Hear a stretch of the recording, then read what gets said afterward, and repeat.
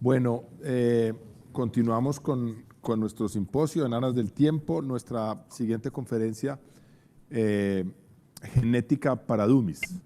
El doctor Gustavo Giraldo es de la Universidad Javeriana en Bogotá, es miembro de número de la Asociación Colombiana de Médicos Genetistas, profesor de la Universidad Pontificia Bolivariana y asiste regularmente al staff de medicina fetal de la Clínica Universitaria Bolivariana. También tiene su consulta en genética perinatal y Gustavo participa en múltiples trabajos de investigación en el área de la genética y hace también su consulta en genética perinatal.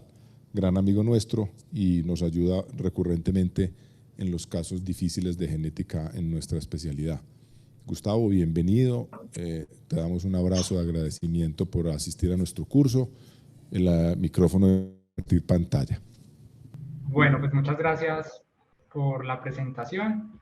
Les voy a compartir mi pantalla. Por favor, me confirman. Bueno, vamos a hablar hoy con aras del tiempo, ¿cierto?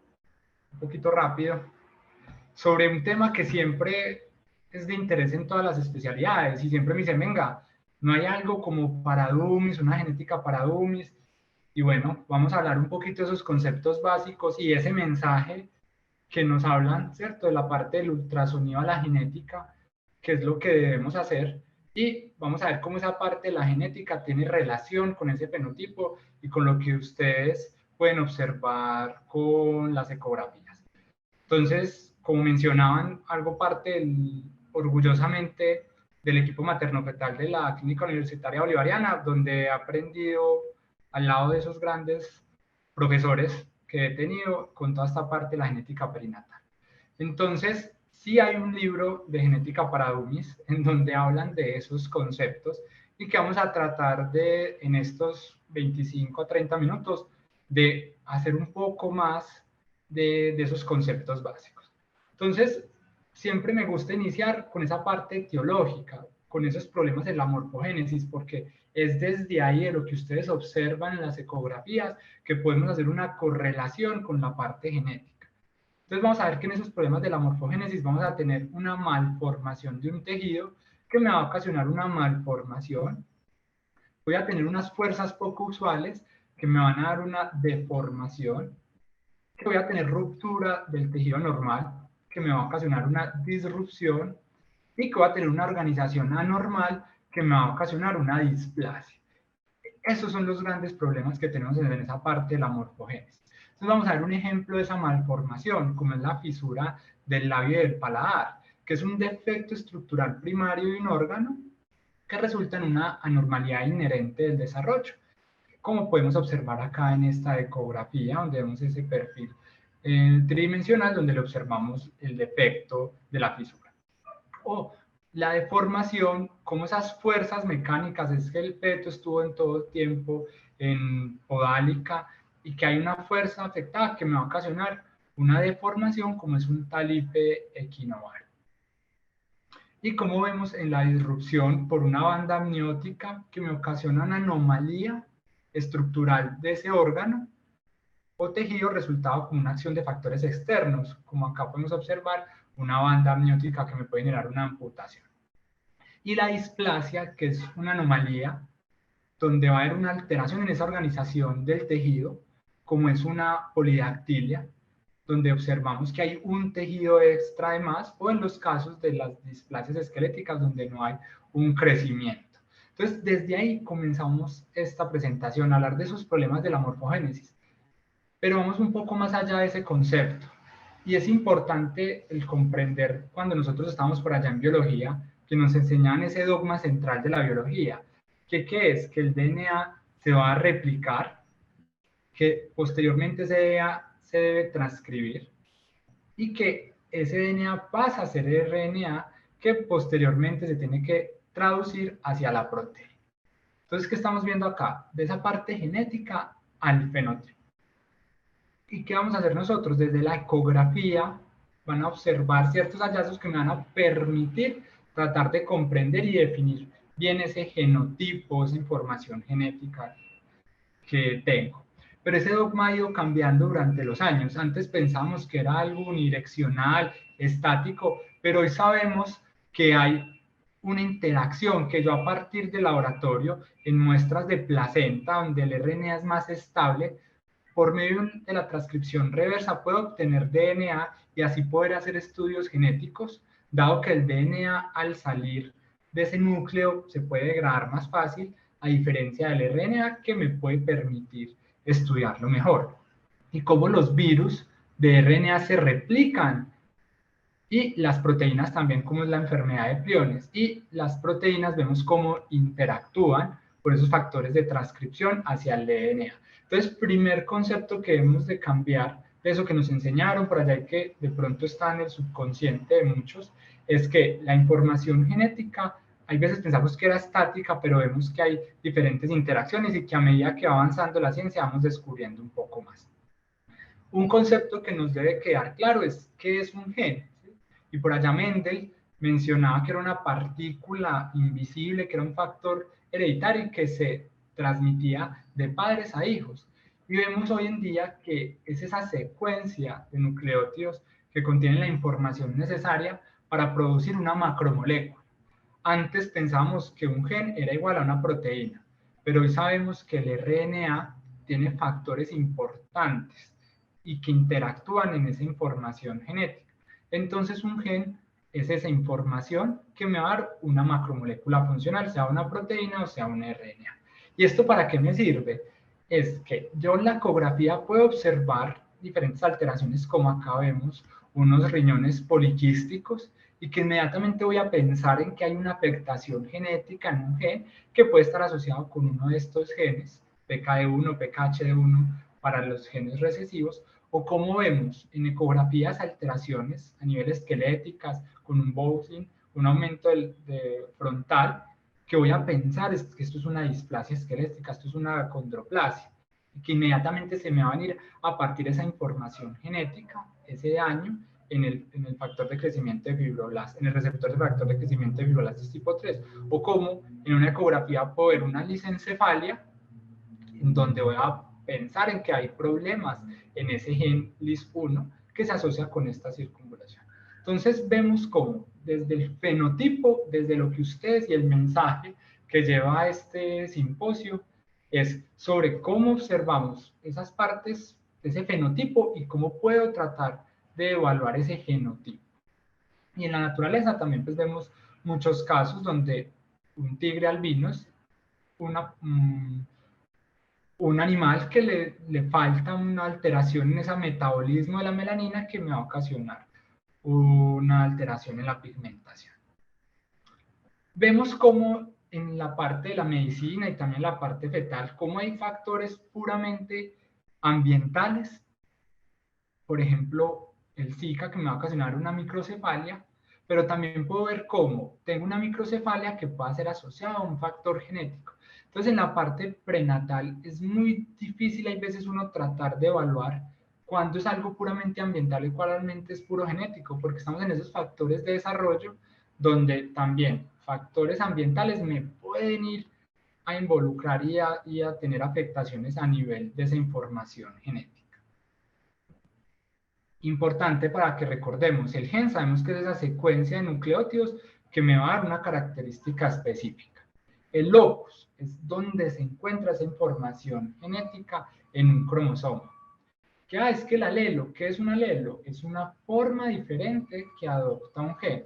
Y vamos a hablar que la mutación es ese cambio en esa secuencia que se encuentra en el menos del 1% de la población y que me va a ocasionar una afectación al nivel fenotípico. Entonces acá para que tengamos más claros esos conceptos. Entonces vemos acá el cromosoma E5, donde tengo 3 genes, el gen A, B y C, y el locus sería esa localización en ese cromosoma donde está esa información genética. ¿Y el alelo qué es? Es esa forma que adopta ese gen. Por ejemplo, acá vemos en el gen A que tiene 2 alelos, A1 y A2, pero en el gen B tenemos un solo alelo, que sería el B1. ¿Y eso para qué me sirve? Hoy, afortunadamente, a partir de la secuenciación del genoma humano, sabemos esa información genética a qué codifica específicamente, qué interacciones podemos encontrar, y ya sabemos cómo genes, por ejemplo acá el gen de la elastina en el síndrome de Williams, que ustedes por medio de una ecografía prenatal lo pueden sospechar, haber una estenosis supravalvular, que está ubicado en ese cromosoma 7, y al perderse esa información genética voy a tener ese daño. Vamos a ver que hay ciertas de esos genes que van a estar localizados en los autosomas, que son los cromosomas que van del 1 al 22, como es este ejemplo que habíamos hablado, o como hay genes que se van a encontrar en el cromosomas sexuales, y es donde nosotros hablamos que hay rasgos ligados al X, porque esa información genética está en estos cromosomas. Y vamos a ver cómo se compara esto, que es lo autosómico, lo ligado al X, con cosas prácticas, cosas de la vida. Entonces ustedes están haciendo una ecografía y ven un feto femenino y le observan una opacidad, y se ve a este feto en una catarata congénita, pero le dice, señora, ¿en la familia alguien más ha tenido esto? Dice, sí, doctor, imagínese que mi otro hijo también nació con lo mismo.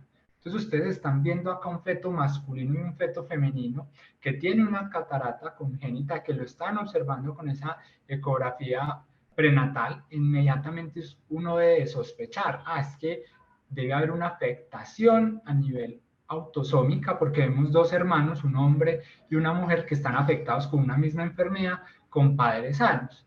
Entonces acá en este ejemplo, ¿qué debo de pensar? En que hay algo genético, y hoy en medio, como vamos a ver en todo el simposio con las técnicas que tenemos, podemos encontrar que hay una afectación en un gen, que es la cristalina alfa, que se encuentra en ese cromosoma 2, que lo vemos acá, en esa región específica, en ese brazo largo, donde al tener afectación en sus dos copias, me va a ocasionar una opacidad. Pero también podemos encontrar el caso donde la señora le diga, doctor, es que imagínese que mi hermano hombre también nació con una catarata congénita. Imagínese que el hermano, o sea, mi tío materno, también nació con algo. Entonces ustedes están viendo ecográficamente unas cataratas, ¿cierto?, similares a la anterior, pero que vemos que solamente están afectando a los hombres. Entonces, yo debo de pensar que aquí hay algo ligado al sexo. Y en este caso, en este gen, el MGC1, que está localizado en ese cromosoma X, en ese brazo largo, que al tener una afectación en una de sus copias, va a ocasionar un daño. Entonces, los hombres se van a ver afectados y las mujeres van a ser portadoras. Entonces, ustedes pueden ser, por medio de esas ecografías, sin hacer un estudio genético aún, tratar de mirar con esas historias familiares cómo se está heredando una manifestación, una alteración, un problema en la morfogénesis.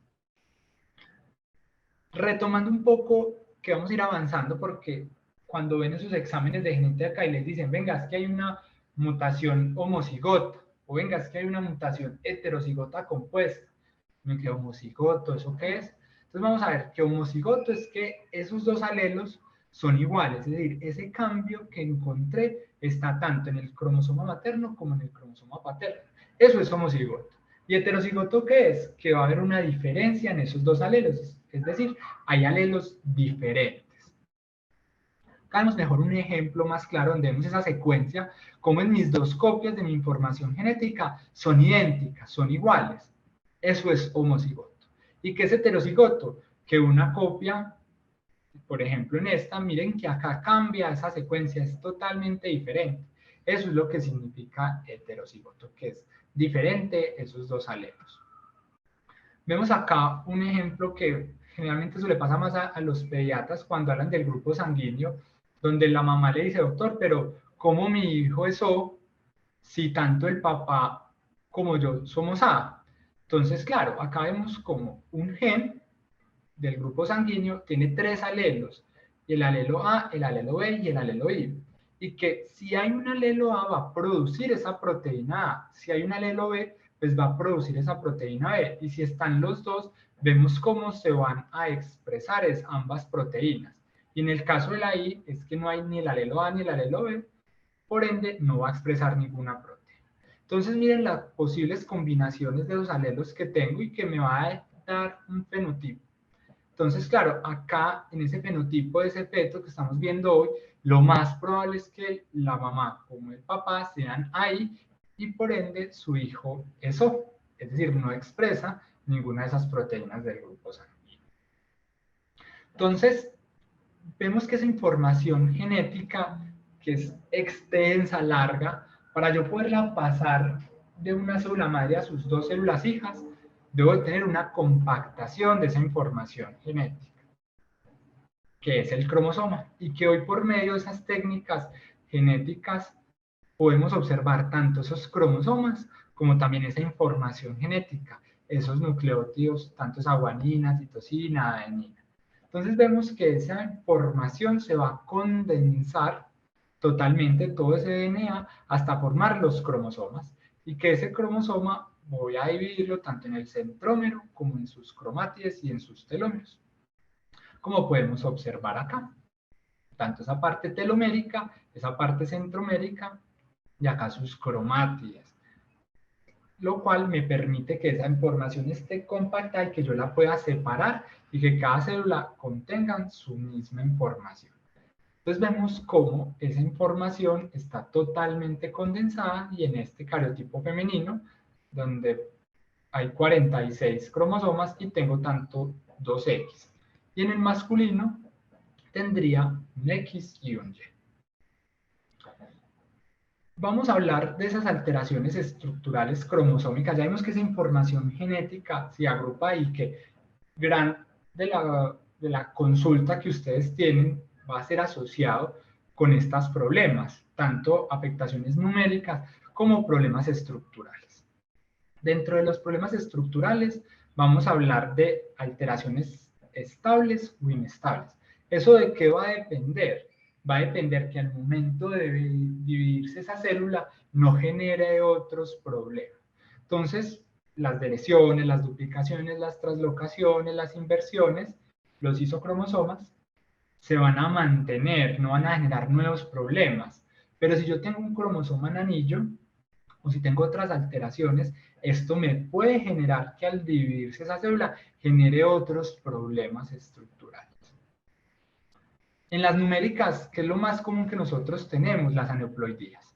¿Y cuáles son esas aneuploidías que más vamos a ver? Las clásicas, la trisomía 21, la 13, la 18 y la monosomía del X, lo que más frecuente van a tener en sus consultas y cuando hacen esos estudios ecográficos.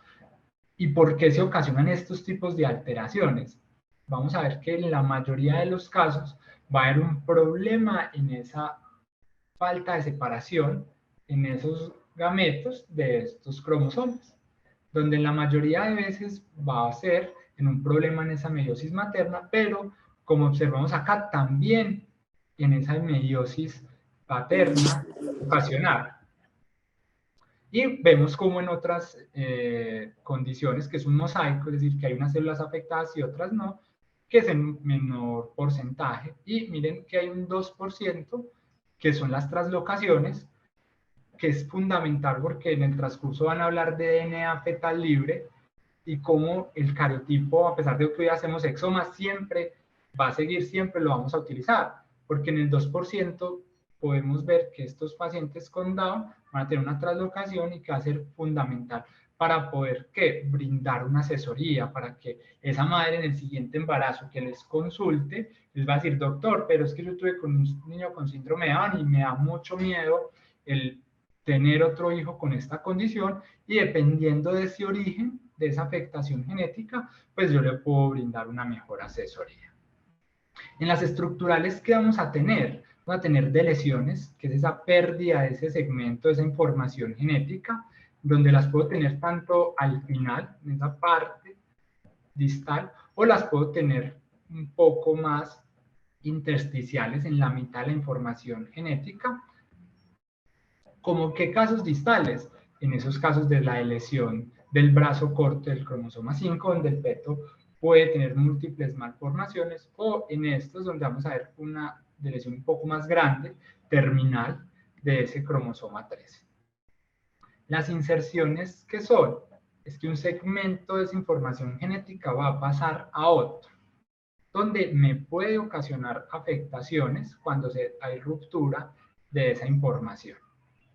Las inversiones que son, que esto es algo muy frecuente que me llega mucho a la consulta de ustedes cuando les hacen un cariotipo a los papás por abortos o por alguna afectación y que hay una inversión de esa información, que tanto la puedo tener distales o algo que es muy común, la inversión pericéntrica.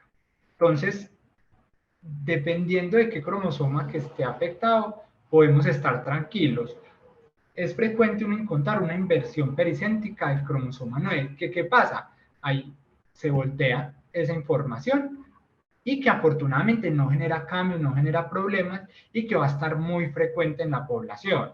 Pero claro, ustedes buscan en internet, meten inversión pericéntrica del 9 y vamos a encontrar un montón de afectaciones que asociado con infertilidad, que asociado con abortos, que asociado con malformaciones. Pero claro, ¿en quién les hacemos esos cariotipos?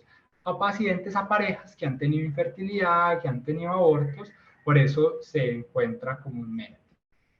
Otros, como el cromosoma en anillo, donde observamos que hay esas rupturas distales y van a pegarse esos extremos. Esto es una anomalía inestable.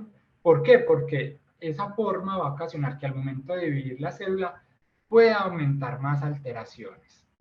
Acá observamos cómo se generan esos cromosomas en anillos y el isocromosoma, que es esa pérdida del brazo corto de uno de nuestros cromosomas, que esa célula va a duplicar esa información de ese brazo largo. ¿Dónde observamos esto? En las niñas Turner, que ustedes les ven esa ecografía, ven una niña con un hidros fetal, que está con un hidros fetal, que tiene ese higroma quístico y le hacen un cariotipo, pero es que hay 46 cromosomas. ¿Qué pasó acá? Ay, venga, que es que en uno de esos cromosomas se perdió el brazo corto y hay un isocromosoma. Entonces esa pérdida de ese brazo es lo que me va a ocasionar todos esos signos que ustedes están viendo con la ecografía. Importante, ¿cuándo nosotros debemos utilizar el cariotipo? Cuando observamos esas anomalías que sospechamos que hay una alteración numérica, estructural, con esos fetos malformados o con la parte de genitales ambiguos, es fundamental. Claro que hoy con el DNA fetal libre, con el estudio cromosómico de microarreglos, uno dice, ¿será que vale la pena seguir pidiendo el cariotipo? Y la respuesta es que sí. ¿Por qué? Porque el cariotipo me puede determinar ciertas alteraciones que con los otros estudios no los observo. ¿Como cuál? Como las translocaciones. Acá vemos tanto que en el periodo neonatal vamos a tener diferentes condiciones, esto es un poquito viejo, pero que también en la parte de adultos, en los abortos, infertilidad, ustedes como ginecólogos van a solicitar este tipo de estudio. ¿Y ese cariotipo qué es? Es esa información donde vemos acá claramente esos cromosomas cómo están organizados y en este ejemplo, como hay una trisomía, hay 3 cromosomas de este 13 y que es libre, es decir, no está traslocado, que eso me permite observar el cariotipo.